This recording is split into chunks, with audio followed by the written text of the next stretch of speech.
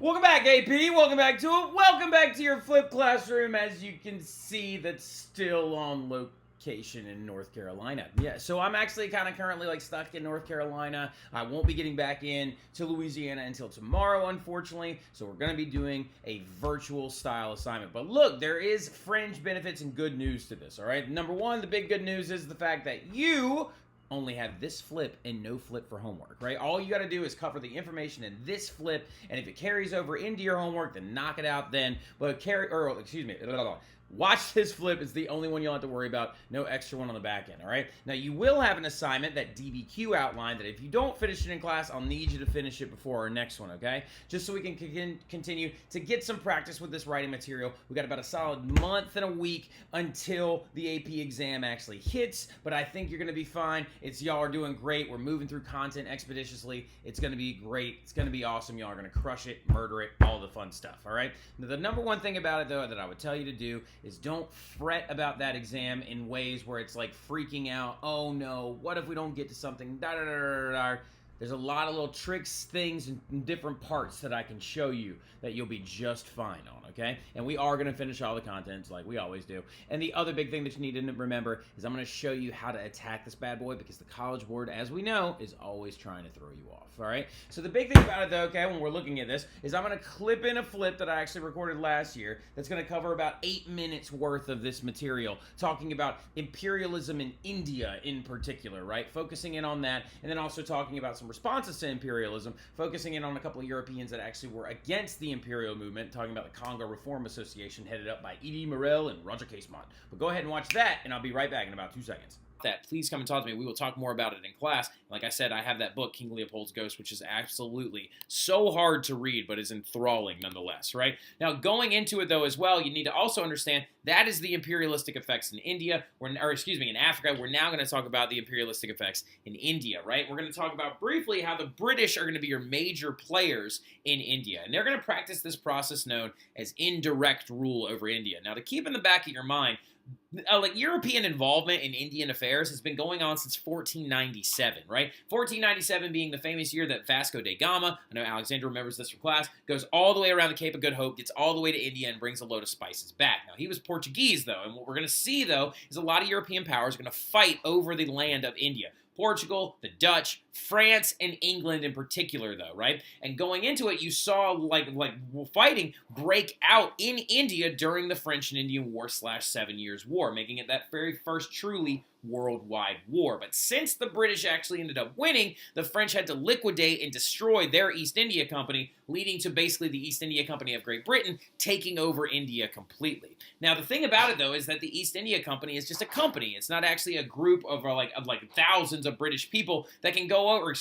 hundreds of thousands of British people that can go over there, populate, and colonize. They never had that actual, want to do that. Instead, what they did is they left little under 1,000 British rulers over 300 million Indians. And what they're going to do is they're going to actually make deals with local Rajas and local princes so they can actually use that land to get farming availability and to actually grow certain cash crops like cotton. And then, of course, we're going to see the growth of opium as well later. Now, they're also going to, though, enforce massive cultural changes, right? For example, they outlawed this practice called sati, which is the ritualistic suicide of a woman. Actually, if a woman in India, if her husband died, she would actually commit ritual suicide by jumping on the funeral pyre and killing herself along with her husband. Now, the British took this away and they outlawed it completely over all of India, and they were like, we don't allow this anymore, to try and feel like they were doing something good. So they could put it in a British newspaper and be like, look at how well we're making the lives of these Indians. We're improving their lives. But the thing about it, though, y'all, is sati was barely practiced anymore, right? By this point in history,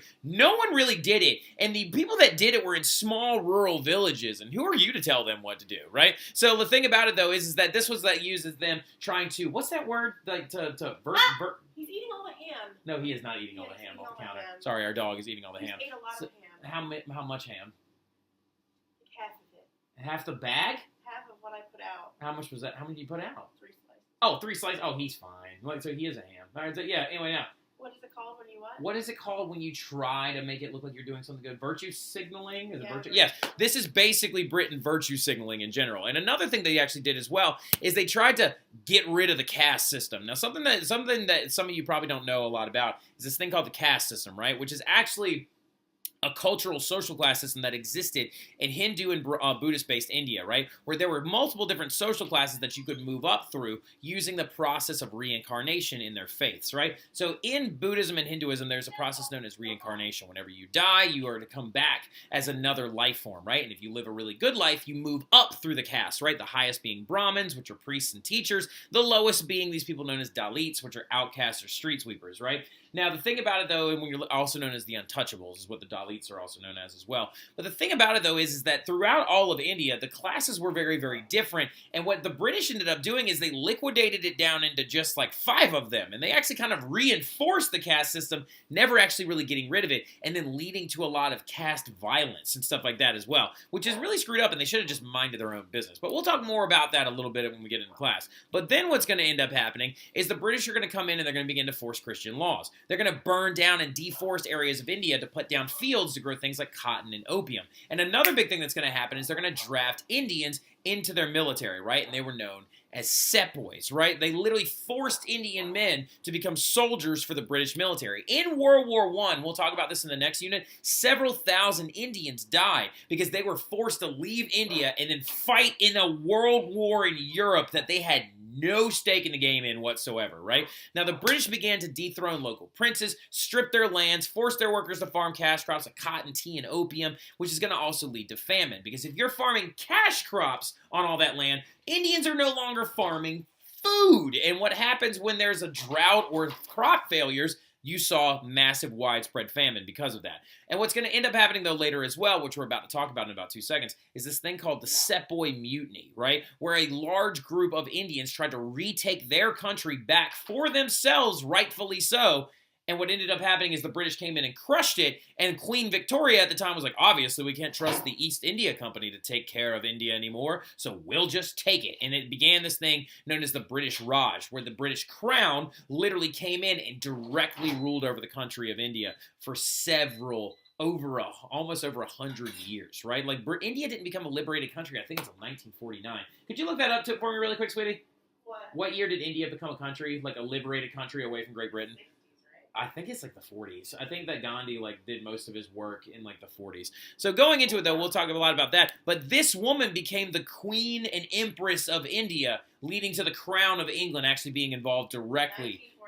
47? I said 49. I was off by 2 years. So yeah, but going into it, though, as well, Queen Victoria ends up coming in when the EIC couldn't be trusted to actually lead over this different stuff, right? And you can even see a lot of this stuff in just like simple railroad patterns. If you look at the railroad patterns right here on the left, they're all actually guided towards these coastal ports to strip resources from India. Whereas if you look at this one on the right, this is actually more for moving people throughout the German Empire, right? So it's interesting when you look at railroad patterns that are about moving individuals in Europe, whereas railroads were laid in imperialized areas to strip resources and get them to ports as fast as possible.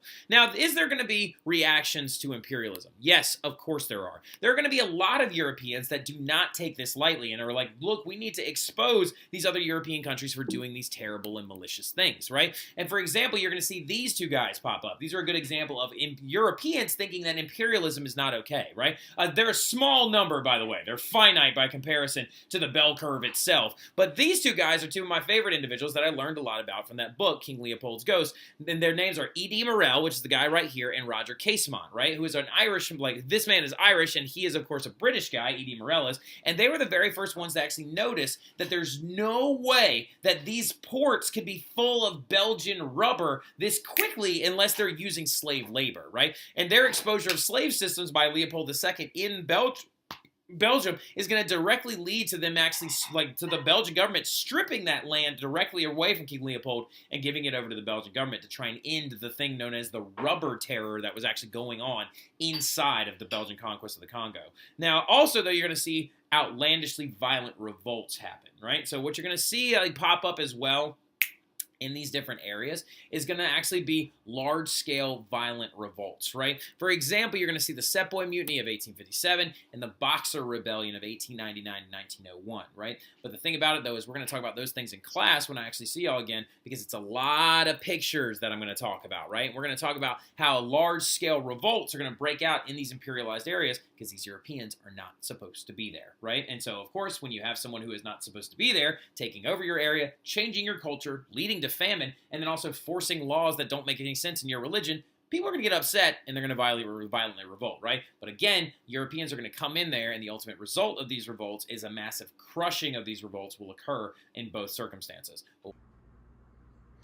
Exactly, Mr. Terry from the past. Really, really appreciate you doing that for me. You're the man. Now, going into it, though, now we're going to pick up exactly where I left off in that flip, talking about big violent revolts, all right? Violent revolts that are going to be perpetrated in both India and China. We'll also bring up like one or two other examples, but not really go into a lot of depth with them.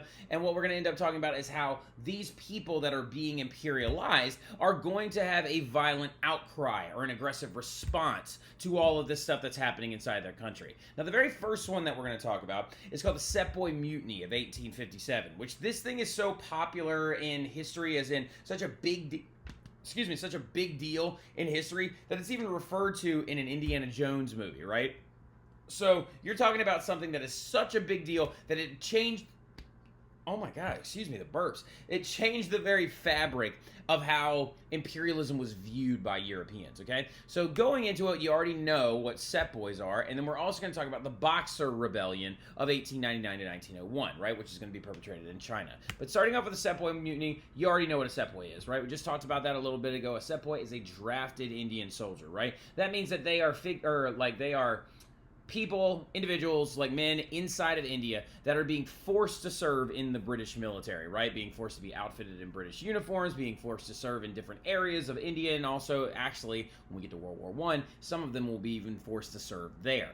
Now, this drafted soldier, though, is an example of aggressive imperialist policies against people that against people in their native homelands. Now, the interesting thing that's going to happen, though, has to do with not the uniform they're given, but the weapon that they're given, all right? So Sepoys were given this thing known as the 1853 Enfield rifle, all right?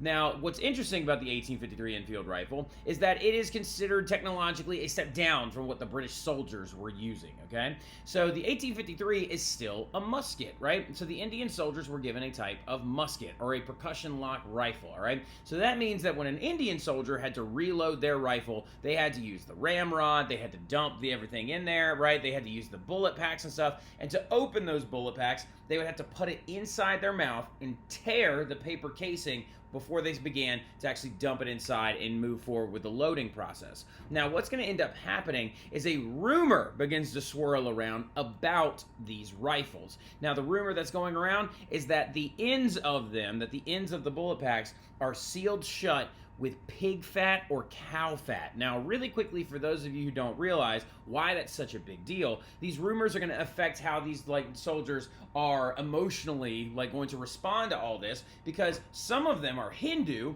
and cows to them are sacred animals, so they refuse to put that bullet pack in their mouth, and some of them are Muslim, and so to them, pigs are disgusting, dirty animals that they refuse to eat, right? And so they do not want to put that bullet pack in their mouth. This guy named Mandal Pandey is going to be the very first Indian soldier that refuses to do this, starting the mutiny and then leading to a large rebellion where Sepoys are going to use these weapons as clubs basically to beat back all the British officers and start a huge revolt that swept through India, and this is going to lead to the British calling for massive reinforcements and coming in and crushing the rebellion by the end of 1857.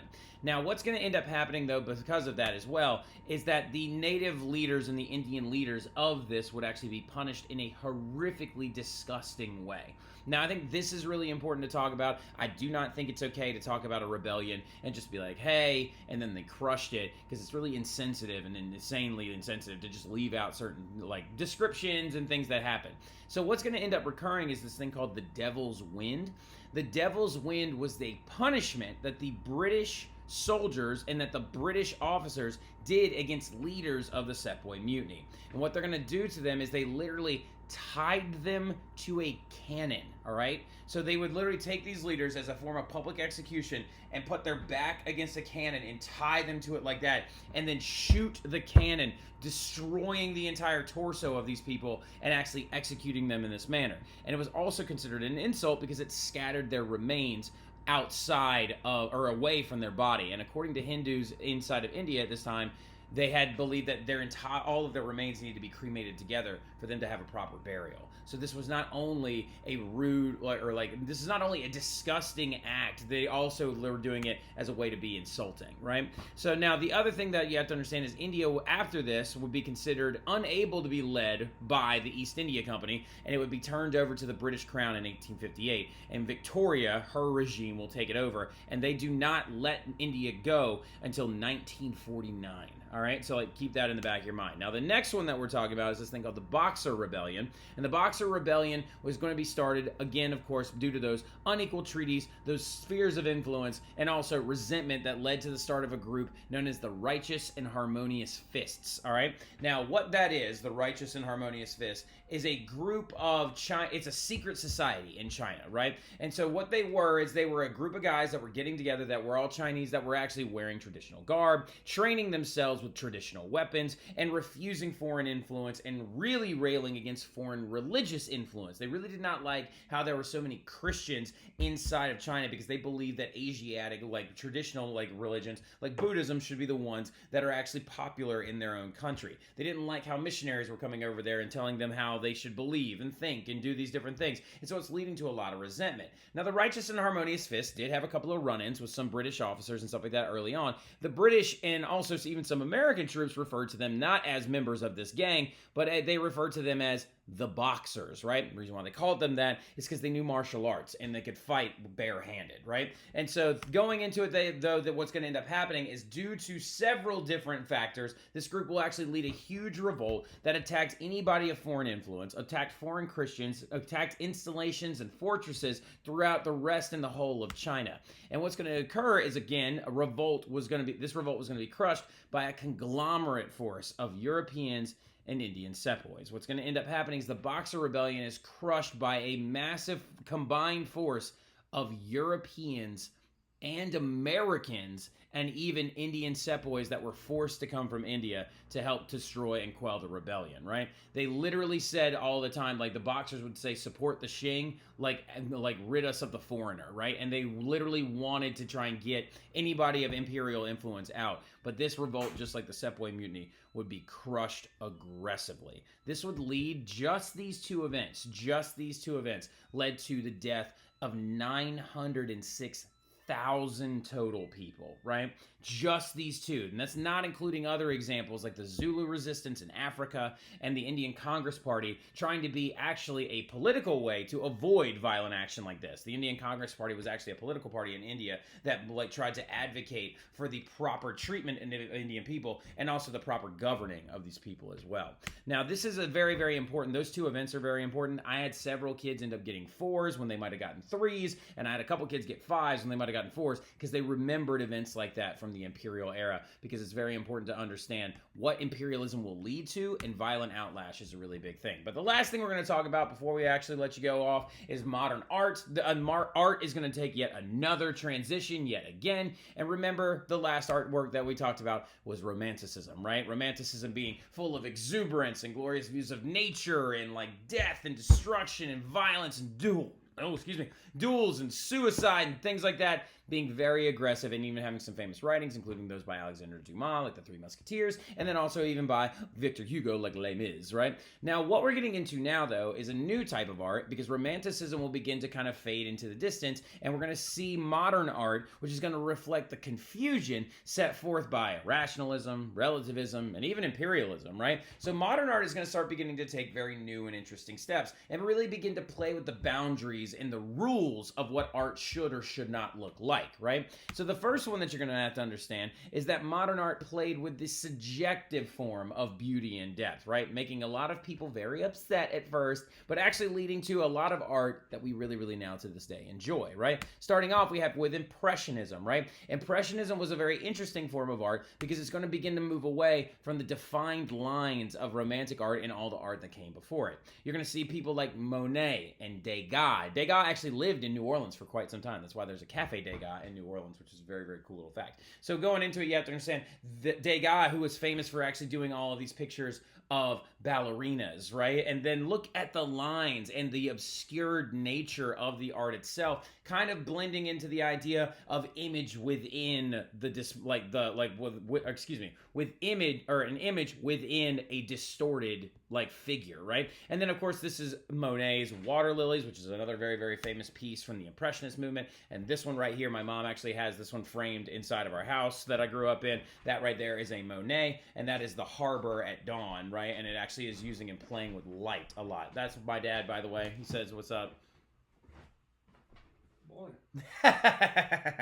So like going into it though, that's Impressionism in general. We'll talk more about those artworks a little bit in class as well. But then you're going to have Post-Impressionism. Now this is the one that y'all probably know of the best when we're talking about different forms of art that is beginning to pop up going into the 1900s and the late 1800s, because Post-Impressionism brings in Henri Matisse and then also Vincent van Gogh. Now y'all know Van Gogh very well because of his Starry Night, right? And then you also probably don't know this one. This one is referred to as the Potato Eaters, which is one of his very, very early period artworks. Now this particular artwork is actually from his, what you consider his dark period. Whenever Vincent van Gogh, so Van Gogh's artwork is very, very interesting because you can almost see him descend into madness as he gets older, right? Because his earliest artworks was when he was young, right? And he was actually born to a very poor family. And so a lot of his artworks were dark and actually tried to explain the life of a poor person and really tried to like exude those different values, understandings, and emotions. And then later on, as he gets older and stuff like that, he begins to bring light and form and different other things to his art, okay?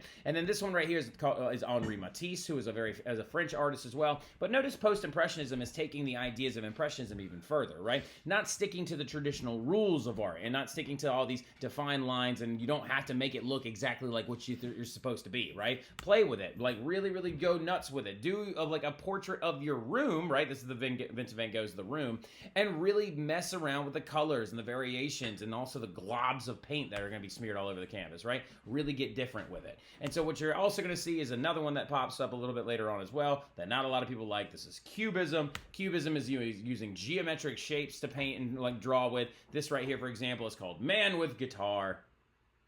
Doesn't look a lot like a man or a guitar. All right, so yeah, but that of course being by none other than Pablo Picasso, right? So like now, but we'll talk about these artworks a little bit more before we get into the causes of World War I in our next class. Just know that you need to wrap that DBQ up before our next class, the outline anyway, and I'll see y'all soon. Y'all have a good one.